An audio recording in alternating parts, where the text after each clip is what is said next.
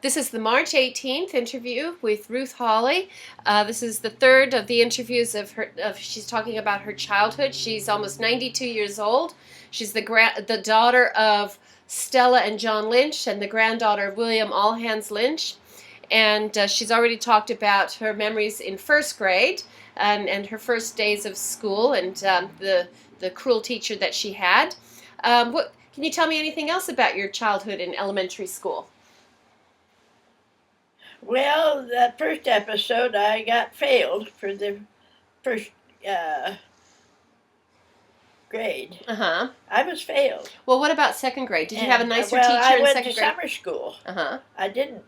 My mother was smart enough that she knew I didn't need to be failed, and so I did go to summer school, and they could find nothing wrong with me. You had a different teacher Yeah, in summer different school. setup. There was no reason for me to be failed.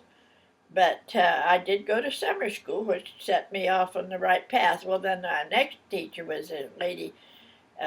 She was one of these people, the typical little school barm, and she uh, like a mother hen, and her name was Miss Keaton, and she was just the opposite. We just adored her, but I was so badly scarred emotionally that.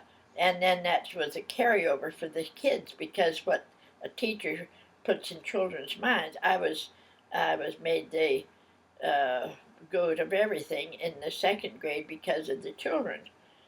However, I did have my closest friend that I've had practically my whole life was the daughter of the doctor Taylor, and What was her name? Taylor. What was what was your friend's name? Oh, I can't think of it. Genevieve Taylor and Baird Taylor. They was a boy and a girl, and the boy was about pretty close to being like Russell's age and myself. So we played, and the mother was rather neurotic, and she stayed in her bedroom most of the time. Uh, she was the daughter of the chancellor at the university there. The mother was, and the kids. They kept a maid for the house work, and those kids, she wouldn't even fix lunch for them. They'd come home, and once in a while, Genevieve would come over to our place, and she'd eat her lunch. Well, her mother didn't know that till she got into deep trouble because the doctor's daughter eating lunch with the neighbor across the street because her mother was laying in bed. She got punished severely for that. And so she was your best friend. Kids. She was your best friend. They were very nice children. So I had her as my bosom pal, and we played. We even got together after we were married, and she had her first child, and we had lunch together, and it was just picking up like they'd never been apart. They've been, good heavens, 30 years of being apart. And so she was your best friend all the way through elementary school? Well, until we moved, and I was in the fourth grade. I started the fourth grade. Then we moved to, my father had decided, there again, he was always monkeying with farms. He'd got himself a vast amount of land up in the sand hills, up in Burwell. And he had connections with the stockyards there in Omaha. So he got I don't know how many hundreds of heads of cattle to go out in this ranch up there in the sand hills to raise cattle. So he had them shipped out from the stockyards, and it was 22 miles from town. Well, he hired two sandhill families that were born and bred in that area, and so they lived there, the two families, and they had a decent house, a farmhouse, and he bought a breeded shepherd dog, a cattle dog, special for that, and they were just they were ranchers. These family, we went out occasionally to check, just to go see how things were going, and they were okay. Well, he didn't have that place more than a year.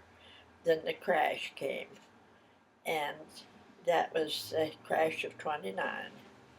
And he was broke because he couldn't sell 10 cents on the dollar for what he'd paid for those cattle. And he ended up, he did have the equity in the land, that all these hundreds of acres. And I think it was 3,200 acres, something like that, an ungodly amount. And he was a well-to-do man. He had made quite a sizable bit of money in his previous life.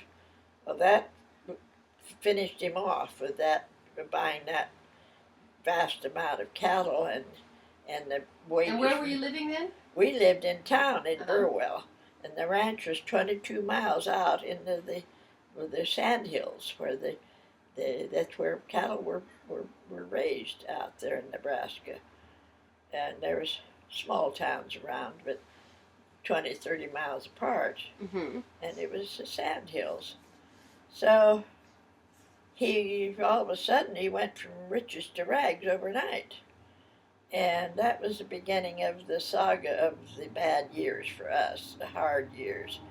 He had the equity in the land after all was said and done. That was the only thing he had left on his side of the credit side of his life. He did have, he owed $3,200 for that. He was able to trade the land, the sandhill land, for land at Sidney, Nebraska. And he got a section, that's 640 acres of land, that was wheat land.